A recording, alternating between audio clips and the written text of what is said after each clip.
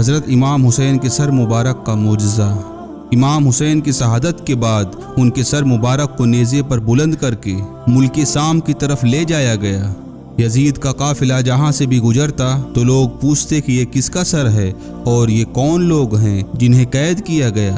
جسے بھی معلوم ہوتا کہ یہ رسول اللہ کا خاندان ہے تو لوگ ان ظالموں پر لعنت بھیجتے۔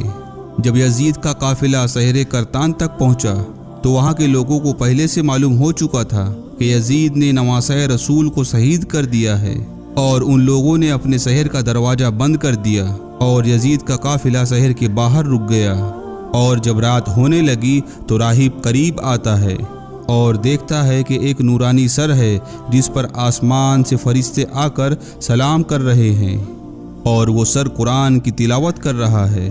راہب رات بھر سوچ سوچ کر پریشان ہوتا رہا کہ یہ ضرور کسی مقدس ہستی کا سر ہے، اور صبح ہوتے ہی سپاہیوں سے پوچھنے لگا کہ یہ کس کا سر ہے۔ سپاہیوں نے کہا یہ سر حسین ابن علی کا ہے۔ اس نے پوچھا کون حسین؟ اتنے میں سمر کہنے لگا حضرت فاطمہ کا بیٹا، نبی کا نواسا۔ یہ سنتے ہی راہب چلا کر بیٹھ گیا اور زور زور سے رونے لگا۔ راہب کہتا ہے تم لوگ دنیا کے سب سے بدترین شخص ہو جو اپنے نبی کے نواسے کو شہید کر دیا، اور رو رو کر کہنے لگا کہ یہ سر ایک رات کے لیے مجھے دے دو۔ سمر نے کہا یہ قافلہ ملک شام جا کر رکے گا کیونکہ یزید سے ہمیں بہت بڑا انعام ملنا ہے۔ راہب نے کہا میرے پاس 10,000 درہم ہے، اگر ایک رات کے لیے یہ سر مجھے دے دو تو وہ درہم میں تمہیں دے دوں گا۔ راہب نے 10,000 درہم سمر کو دے کر امام حسین کا سر مبارک لے کر اپنے گھر آیا اور ایک پتھر پر سر مبارک کو رکھا اور زور زور سے رونے لگا۔ اتنے میں امام حسین کے سر مبارک سے آواز آتی ہے اے راہب، یاد کرو جب تم اولاد کے لیے دعا کروانے میرے نانا کے پاس آئے تھے، تمہارے مقدر میں اولاد نہیں تھا، میں نے اللہ سے دعا کی، اللہ نے تجھے 7 بیٹے عطا کر دیے، اور تم نے کہا تھا ایک مرتبہ میرے گھر آنا، اور آج میں تمہارے گھر آ گیا۔ یہ سن کر راہب رو رو کر کہنے لگا میرے آقا مجھے معاف کر دیجئے، اگر مجھے معلوم ہوتا تو میں بھی آپ کے قدموں میں قربان ہو جاتا۔ امام حسین نے فرمایا اے راہب، اللہ کے دین کو میرے خون سے زندہ ہونا تھا، یہ اللہ کی مرضی ہے۔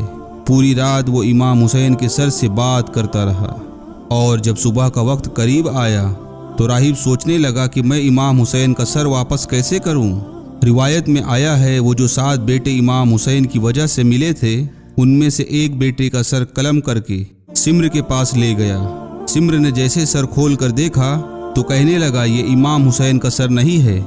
پھر دوسرے بیٹے کا سر قلم کر کے سمر کے پاس سر لے گیا۔ سمر نے پھر سے کہا یہ وہ سر نہیں ہے۔ اس طرح راہب نے امام حسین کے عشق میں اپنے 7 بیٹوں کو قربان کر دیا، اور سمر کہنے لگا کہ اے راہب تو وعدہ خلافی کر رہا ہے، اگر تو نے امام حسین کا سر نہیں دیا تو میں تیرے پورے خاندان کو قتل کر دوں گا۔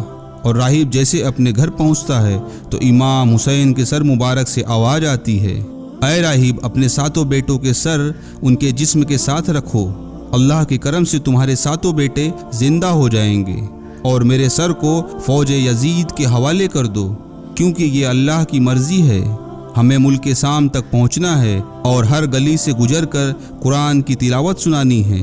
یہ سن کر راہب نے اپنے 7 بیٹوں کے سر ان کے جسموں کے ساتھ رکھ دیا، اور اللہ کے کرم سے وہ 7 بیٹے زندہ ہو گئے، اور راہب روتے ہوئے امام حسین کا سر مبارک فوج یزید کے حوالے کر دیا۔